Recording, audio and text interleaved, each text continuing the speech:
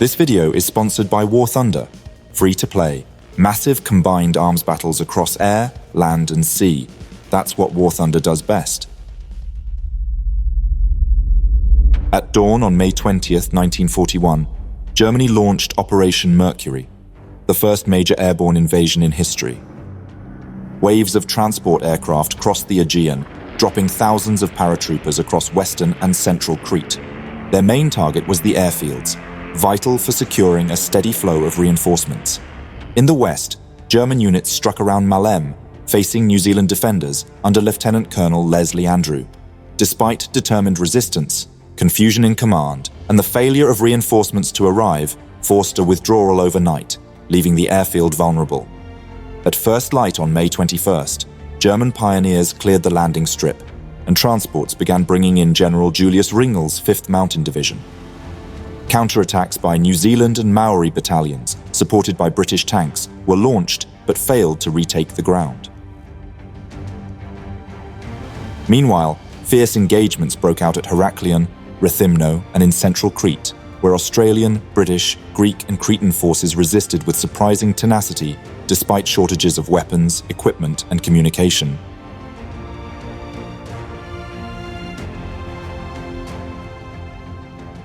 The rugged valley west of Galatas, extending through Alikianos, Vatolakos, and the Cretans River, became the site of one of the most intense and prolonged engagements during the early phase of the invasion. The corridor was referred to by the Germans as the Gefängnisstall, the prison valley, due to the presence of a prison compound near the center of the drop zones. Here, elements of Colonel Heydrich's 3rd Fallschirmjäger Regiment had landed in scattered, vulnerable clusters amid olive groves, vineyards, and walled fields, terrain ideally suited for ambush. On May 20th, the German paratroopers dropped into areas dominated by units of the 8th Greek Regiment and detachments from the 10th New Zealand Brigade, including engineers and transport troops operating west of Kinnear. Though lacking anti-aircraft weapons and modern artillery, the Greeks and New Zealanders took immediate and aggressive action. The defenders, including a little under 1,000 poorly equipped men of the Greek 8th, rallied quickly and launched local counterattacks against German landing zones before the paratroopers could regroup. Many riflemen had only 30 rounds each, and some were issued outdated Mannlicher Schonauer rifles without sufficient clips. Still, they fought stubbornly in small squads, relying on ambush tactics and captured German weapons scavenged from the dead. A number of New Zealand rear echelon units, especially divisional petrol, supply, and field punishment sections, acted independently, helping to trap several German platoons in narrow orchards or against riverbanks. Lieutenant Colonel Howard Kippenberger, deputy commander of the newly formed 10th New Zealand Brigade, a scratch force drawn from support elements, organized a mobile defense using field engineers, drivers, and administrative troops. He directed his scattered units to seal off the approaches to Alikianos and organize mobile ambush teams.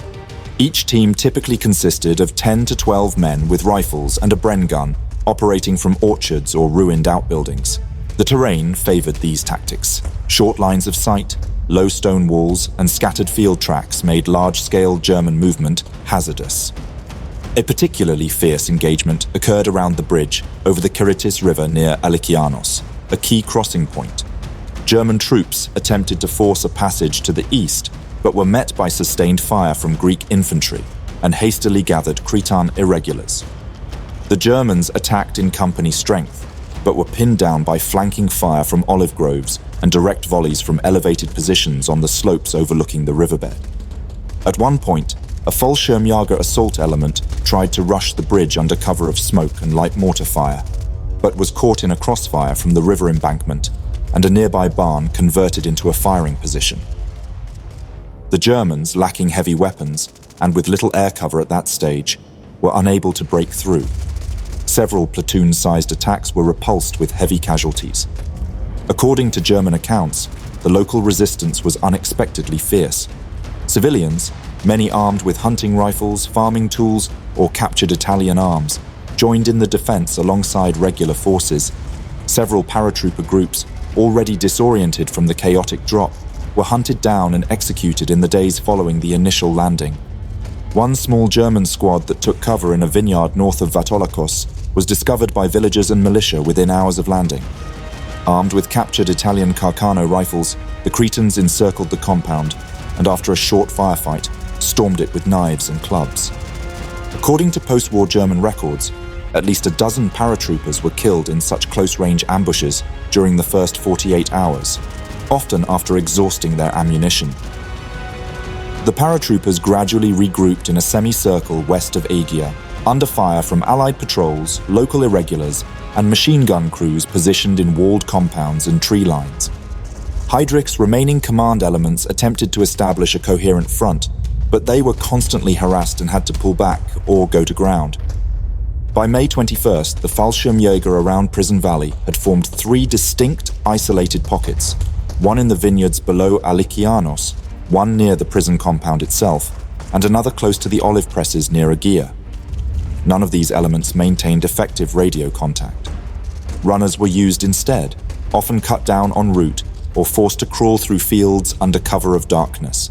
Ammunition ran low, and German medical personnel improvised dressing stations in farmhouses, sometimes side by side with wounded Cretan civilians. Many German troops dropped kilometers off target. Some landed in ravines or among rocky outcrops far from any friendly unit, while others found themselves in olive orchards surrounded by hostile locals. In one case, an entire group landed near a New Zealand supply depot and was wiped out within minutes by Bren gun crews.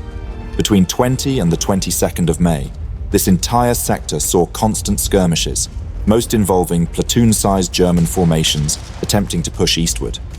At least 300 German casualties were recorded in the area, not including losses among those missing or executed by Cretan resistance fighters. By May 22nd, the scattered clashes west of Chania were beginning to harden into a defined front around the Galatas Ridge. Situated between the village of Galatas and the main road into Chania, the ridge formed the natural barrier against any eastward German push from the Aegea Prison Valley sector. Brigadier Edward Puttick, commanding 2nd New Zealand Division, placed Brigadier Lindsay Inglis's 4th New Zealand Brigade in charge of the defence, supported by engineers and signals detachments that had been pulled in from reserve duties to reinforce the line with hasty minefields and wire. If you enjoy historical warfare, you will appreciate War Thunder. It is the most comprehensive vehicle combat game ever made, and completely free on PC, PlayStation, Xbox, and mobile. You can take command of more than 2,500 tanks, planes, helicopters and ships from 10 nations, ranging from early biplanes to modern jets and main battle tanks. Every vehicle is modelled with impressive detail. Shells interact with armour, crew and internal modules just like in real machines, and the X-ray view shows exactly how a shot penetrated and caused the knockout.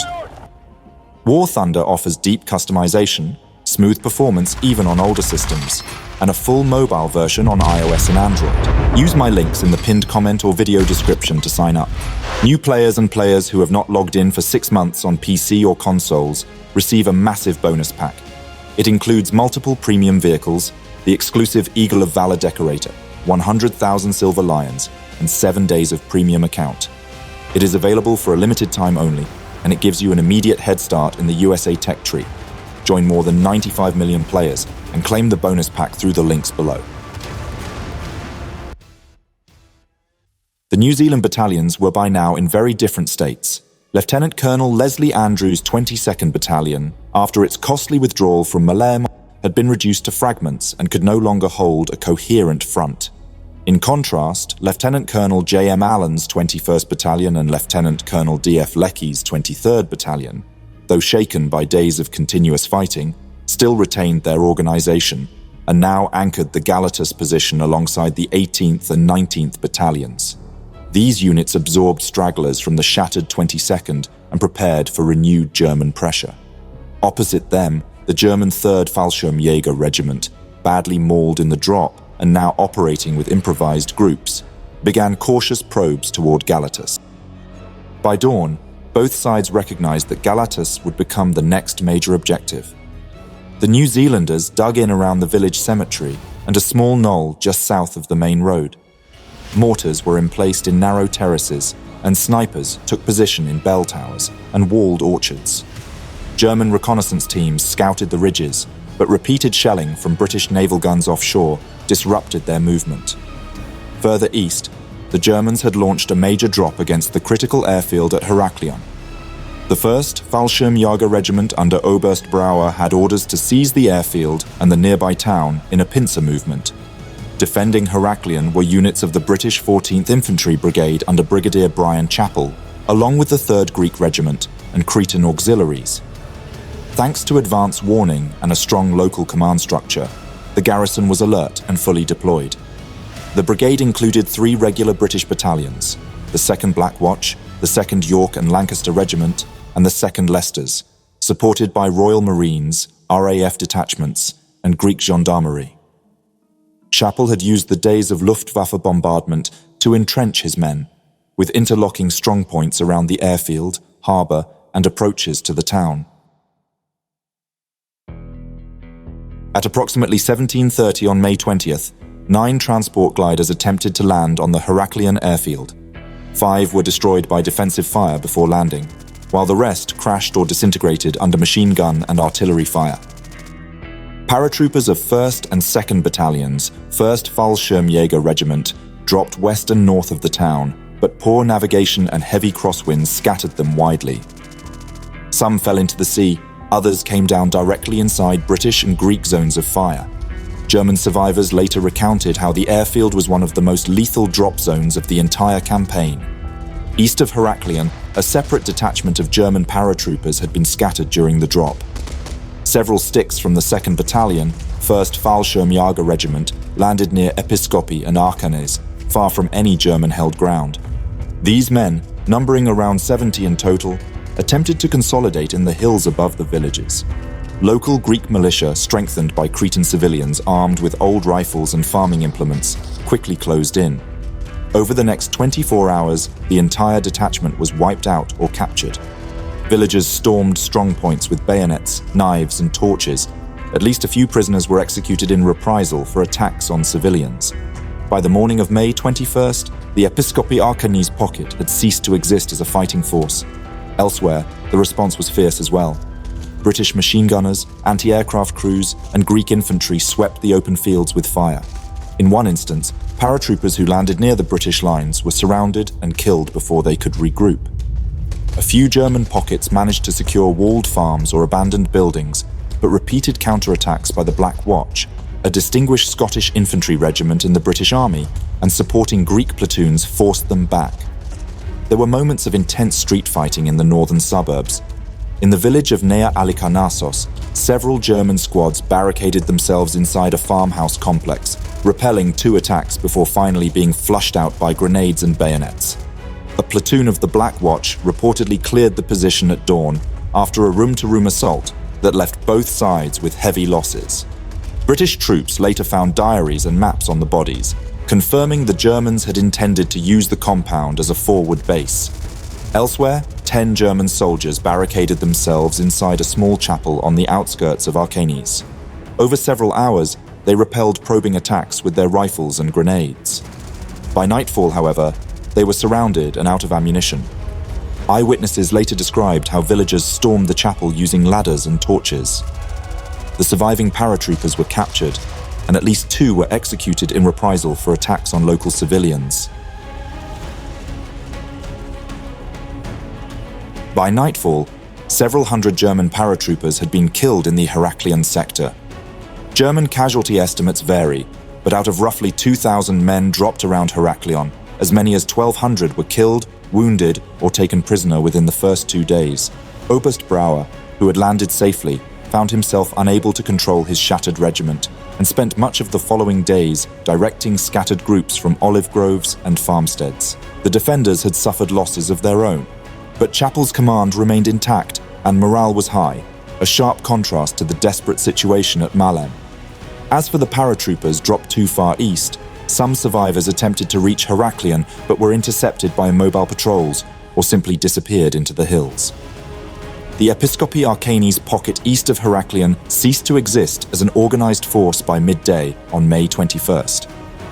The airfield remained under Allied control, and the British garrison held strong defensive positions extending from the town to the harbour. Although the Luftwaffe conducted several bombing raids on the 21st and 22nd, they failed to significantly disrupt the defence. One heavy raid on the 21st of May struck the harbour basin, damaging warehouses and setting several ships ablaze. The destroyer HMS Imperial was badly hit and later scuttled, though the harbour defences continued to function. British engineers had fallback lines prepared around the municipal stadium and civic buildings, but these were never needed during this phase. Isolated German groups continued small-scale engagements in the surrounding hills, but with no ground link to the other drop zones and no further drops scheduled, they remained surrounded and undersupplied. German commanders realized by the evening of May 22nd that the Heraklion attack had failed.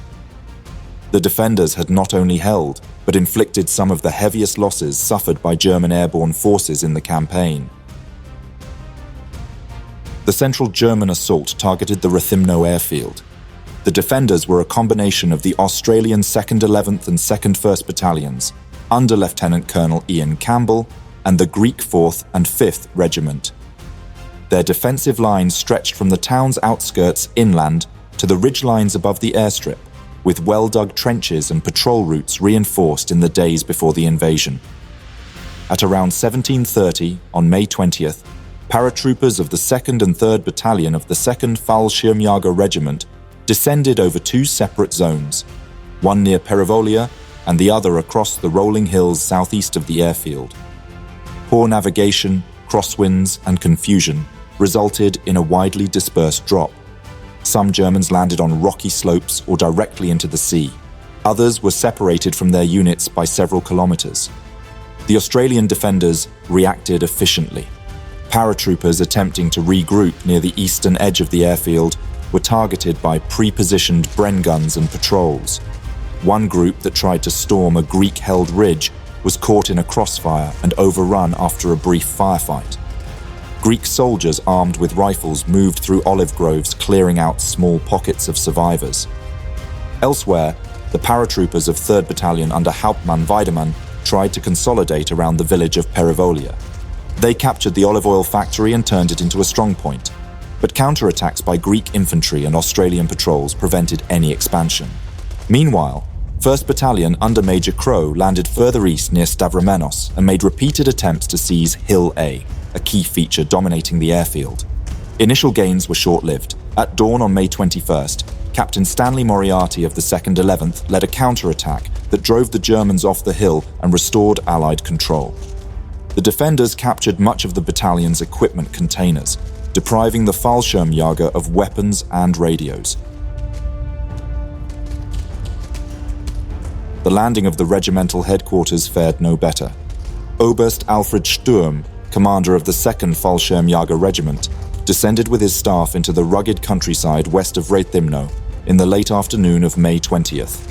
From the outset, the drop was a disaster. Sturm's men were scattered across olive groves and rocky hillsides, and several landed almost on top of the forward positions of the Greek 4th Regiment. Before Sturm could gather even a handful of his officers, Greek soldiers and gendarmes swarmed from the stone-walled fields, firing from close range and cutting down his interpreter. Sturm himself was seized in the confusion and hustled to the rear under heavy guard. For the Germans, it was a crippling blow. With their regimental commander a prisoner of war, coordination at Rethymno collapsed almost immediately. Isolated battalion commanders such as Major Crow near Stavromenos and Hauptmann Weidemann at Perivolia were left to improvise without orders, relying on scattered radio sets and line-of-sight signals. The regiment's headquarters, meant to direct the capture of the airfield, had effectively ceased to exist within hours of the drop. By the end of May 20th, the airfield remained secure. The defenders counted hundreds of German casualties and had taken many prisoners. German attempts to organize a coherent attack the following day failed. Lieutenant Colonel Campbell kept pressure on German forces with aggressive patrolling and mobile sections. He used the cover of olive groves and ravines to launch small but relentless thrusts against German pockets, recovering supply canisters and forcing the Fallschirmjäger to expend precious ammunition simply to hold their ground. Approximately 800 German paratroopers remained trapped in the surrounding countryside without resupply or contact with Maleme. Attempts to break out or link up failed. The Rethymno operation had no hope of reinforcement. German troops survived only in scattered defensive clusters, entirely isolated from the rest of students' operation. For 10 days they clung to their positions, suffering shortages of food, water, and medical supplies, until Allied withdrawals elsewhere forced Campbell to pull his men back towards Sfakia. Only then did the battered German survivors reoccupy the abandoned airfield. By the evening of May 22nd, the German command had a clear view of the developing battle. Maleme was the only sector where their objectives had been achieved. Reinforcements from the 5th Mountain Division were now landing in waves on the airstrip, bringing mortars, artillery, and communications gear. In the Galatas and Prison Valley region, paratroopers held several fragmented positions but had failed to link with Maleme or threatened Suda Bay. General Student shifted his entire reinforcement plan to support Maleme. No further airdrops were scheduled elsewhere. Paratroopers east of the airhead were now expected to hold out or fight their way westward, a near-impossible task without ground support. Meanwhile, General Freiberg, commanding Crete from his underground HQ at Canea, faced mounting pressure. Despite local successes, the inability to retake Maleme meant the Germans could now land reinforcements in strength and dictate the tempo of the campaign. He knew a German push eastward was coming, and that Canea, Suda Bay, and the heart of Allied logistics were now directly threatened. The next phase would unfold along the narrow roads, olive-strewn hills, and contested villages of central Crete. At the center stood the village of Galatas, a gateway to Canea and the Allied heartland. Thank you again to War Thunder for sponsoring this video. Remember, if you are new or returning after at least 6 months on PC or consoles, you will receive the massive bonus pack with multiple premium vehicles, the Eagle of Valor Decorator, 100,000 Silver Lions, and 7 days of premium. It is available for a limited time, so make sure to claim it while you can. Thank you for watching this video. Please leave a like. It really helps out the channel.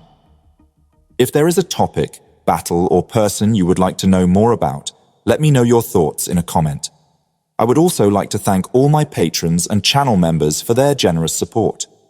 If you enjoy House of History and you want to support my work, consider joining me on Patreon. For just $1 per month, you will gain early access to all my videos without any in-video advertisements. Don't forget to subscribe.